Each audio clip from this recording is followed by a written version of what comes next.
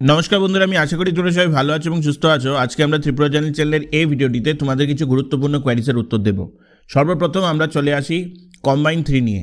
দেখো, তোমাদের মধ্যে অনেকে কোয়েরি আছে যে কম্বাইন 3 এর কি কোয়েশ্চেন প্যাটার্নস আর ডিফারেন্ট হবে from combine 2 and combine 1। I don't think so combine 3 এর কোয়েশ্চেন প্যাটার্ন ডিফারেন্ট হতে চলেছে।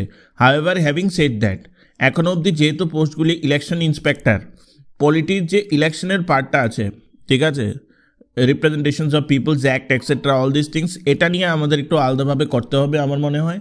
প্লাস অবভিয়াসলি যে সাবজেক্টগুলি আছে সেগুলি নিয়ে আমাদের ডিটেলস পড়াশোনা করতে হবে। অলরেডি পেইড ব্যাচে চলছে, মানে ফুল ফ্লেজ, এটা around 50% of the syllabus is covered.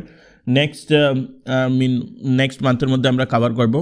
For online people আমি যে জিনিসটা প্ল্যান আউট করেছি সেটা হলো যে আমরা এই যে ইলেকট্রাল প্রসেসের উপর কিছু ডিটেল ভিডিওস দেবো, কারণ ওটা থেকে প্রশ্ন দিতে পারে। তারপরে যে গত প্রিলিমসের যে প্যাটার্ন, যে জায়গা থেকে কোয়েশ্চেন এসছে সেটা আমরা অলরেডি আইডেন্টিফাই করেছি as a team. We have brainstorm the things and তারপর আমরা সেটার উপর একটা ডিটেল দুটো ভিডিও করব।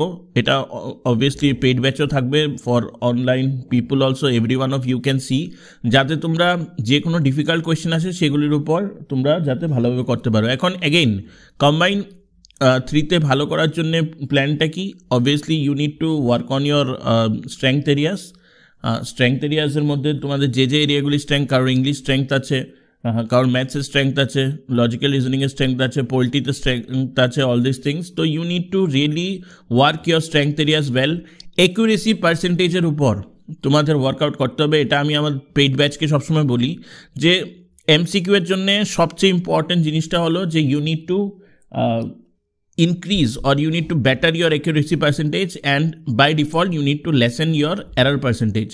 জিনিসটা কীরকম হয়, যদি আমি কন্টিনিউয়াস টেস্ট সিরিজে থাকি, যেটা আমরা অলরেডি করাচ্ছি, ইনিশিয়ালি তুমি কিভাবে বুঝবে যে তোমার ডেভেলপমেন্ট কী, এবং তোমরা যারা বাড়িতেও বসে প্রিপারেশন করছো ওদেরকেও আমি এই টিপটা দিচ্ছি। সেটা হলো যে প্রথম উইকে তুমি দেখবে তোমার accuracy percentage is coming less. Subsequently তুমি যখন পড়তে থাকবে after 1 month or so your accuracy percentage should go high. Accuracy percentage কি? Number of accurate answers divided by number of total answers into 100. সেই পার্টটা উপর ফোকাস করাটা খুব দরকার। 10টা প্রশ্ন, ফর এক্সাম্পল স্যাম্পল সাইজ, যখন তুমি স্টার্ট করো নিজের প্রিপারেশন 10টার মধ্যে তুমি 5টাই পারবে, কিন্তু তোমার প্রিপারেশন ভালো হচ্ছে কিনা এটা তুমি কোয়ান্টিফাই কীভাবে করবে? আফটার পয়েন্ট অফ টাইম যখন তুমি 10টার মধ্যে 7টার থেকে 8টা, মিনিমাম 70 to 80% অ্যাকুরেসি তুমি মেনটেন করবে, তখনই তুমি বুঝতে পারবে যে তোমার প্রিপারেশনটা রাইটফুলি চলছে। তো এটা হলো ওভারঅল আইডিয়া অ্যাবাউট C3। আমরা ওয়েট করছি রিগার্ডিং MCCতে, আরও দেখার চেষ্টা করছি যে আর কোনো আপডেট আসে কিনা। যদি না চলে আসে আমরা নেক্সট মান্থ থেকে কন্টিনিউয়াস কম্বাইন 3 এর প্রিলিমসের উপর আমরা অনলাইন ভিডিও দিয়ে থাকবো। আর যারা তোমরা পেইড ব্যাচে আছো, তোমরা অ্যাসাইনমেন্ট তো অলরেডি তোমরা করছো, you know everything about combine. Now you know everything about combine. Now let's come to TTADC SZTO। সেটা নিয়ে যদি আমি তোমাদের কথা বলি, এটা ওরা যে একটা সিলেবাস দিয়েছে, সিলেবাসের না আগা আছে না মাথা আছে, ওরা কিছু জায়গা দিয়ে দিয়েছে, সেগুলির উপরই আমাদের প্রিপারেশন করতে হবে। ভাস্ট সিলেবাস, এই জন্য আমি বলবো লুসেন্ট, মনোহর পান্ডে, দীপক কোয়েল বা হুএভার ইউ ফাইন্ড, তোমরা যে কোনো একটা বা দুটো বই কন্টিনিউয়াস করতে থাকো, এক্সারসাইজ শুদ্ধ, প্রথম কথা। মোস্টলি লুসেন্টটা করাটা খুব দরকার আমার মতে।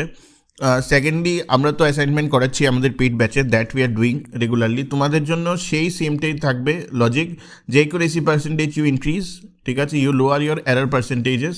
আমরা অলরেডি 5-6খানা ভিডিও দিয়ে দিয়েছি TTADC SZTO, এবং আমি জানি না হোয়াই তোমাদের মধ্যে 40,000 অ্যাপ্লিকেন্ট আছে, but lot of you are not preparing, তোমরা প্রিপারেশন করছো না। I don't know why.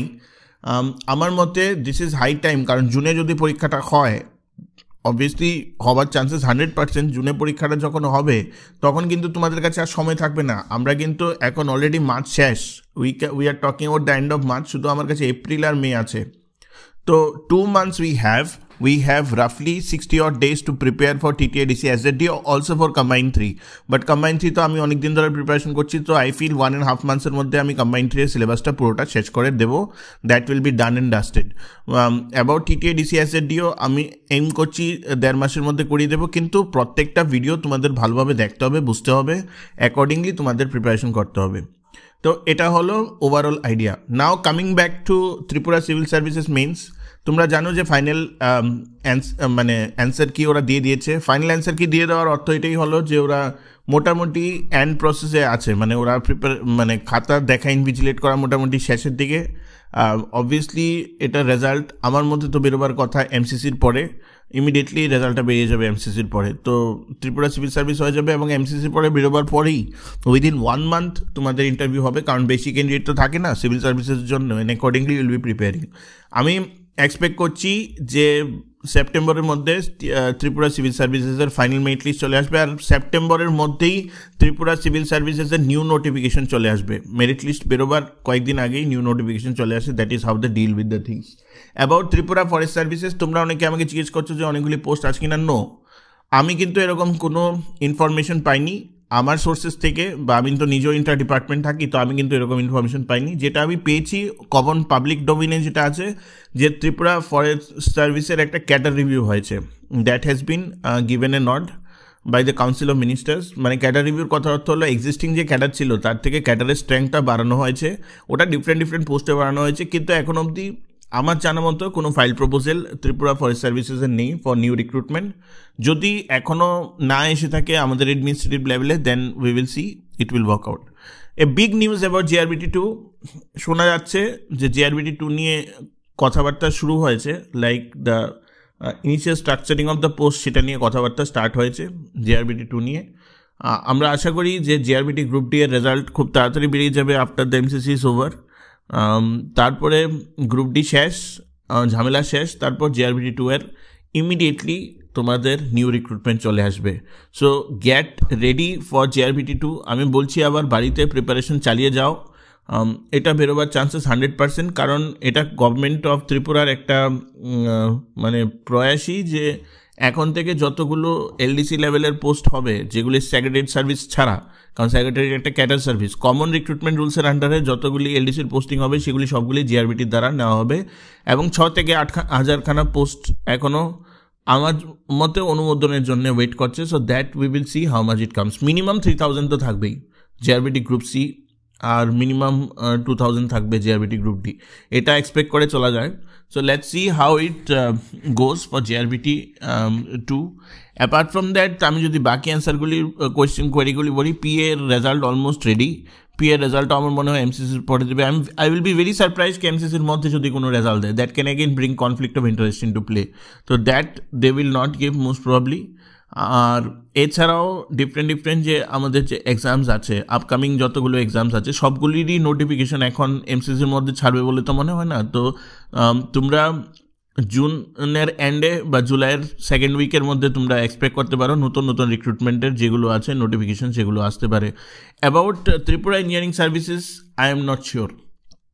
Recently আমরা দেখেছি যে ত্রিপুরা হাইকোর্টের একটা জব ছিল, সেটাকে পোস্টপোন করে দেওয়া হয়েছে পেন্ডিং MCC। তো আমি এখনও জানি না TPSC কি ত্রিপুরা ইঞ্জিনিয়ারিং সার্ভিসেস কন্ডাক্ট করতে পারবে কিনা। According to me my logic যেটা আমি বুঝি, যে কোনো রিটেন এক্সামিনেশনই এখন তোমার কন্ডাক্ট করাটা পসিবল না ডিউরিং MCC, কারণ পুলিশের প্রোটেকশন একটা ম্যাটার আছে, ঠিক আছে, সার্ভেলেন্সের একটা ম্যাটার আছে ইন এভরি সেন্টার। দ্যাট কীভাবে ডিস্ট্রিবিউট হবে সেটা নিয়ে আমি এখনও শিওর না। Everyone is busy in elections, conducting elections, all the big officers, they will not be able to bifurcate their jobs accordingly. তো we will see how it goes. তো এরকম কিছু পোস্ট আছে, তো এরকম যদি কোনো এক্সাম থাকে তো আমার মতে সেগুলো প্রত্যেকটাই হওয়ার কথা MCC ওঠার পরে। তো এটাই হলো overall scenario of the state as of now. তোমাদের যদি কোনো কোয়ারিজ থাকে তোমরা ডেফিনেটলি আমাকে জানিও, এবং ডেফিনেটলি প্লিজ লাইক, শেয়ার এবং subscribe Tripura journal channel. Thank you.